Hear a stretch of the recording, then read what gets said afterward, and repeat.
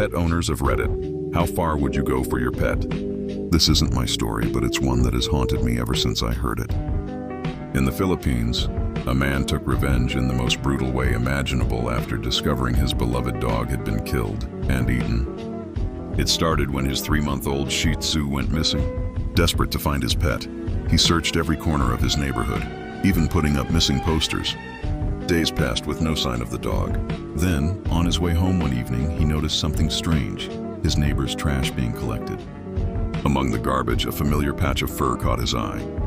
A terrible suspicion formed in his mind. He forced his way through the flimsy wooden fence and snuck inside the neighbor's house. The stench of cooked meat filled the air, but when he saw what was on the man's plate, his stomach lurched.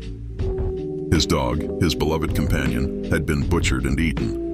Horrified, he rushed outside, retching onto the dirt, then shakily called the police. But their rural location meant a slow response.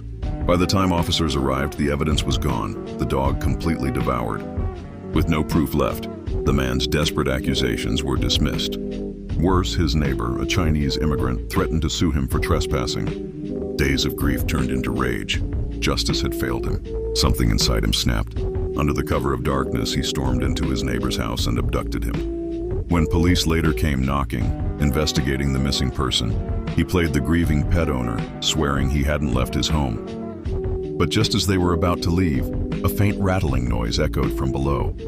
In the Philippines, basements are rare. The officers exchanged glances before approaching the heavy wooden door.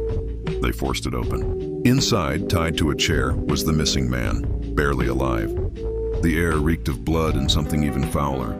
The dog owner had spent days torturing him, researching ancient Chinese methods of torment, the same ones once used in dynastic executions. He had performed Ling Qi, the infamous death by 1,000 cuts. Each day he'd slice his captive's flesh, ensuring he stayed conscious for the next session. When he wasn't cutting, he subjected him to water droplet torture, a slow, maddening torment.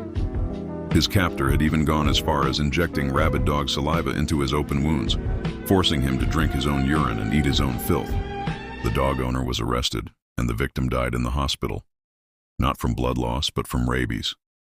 But to this day, some say the owner never showed a hint of regret, even saying he would do it to the man again.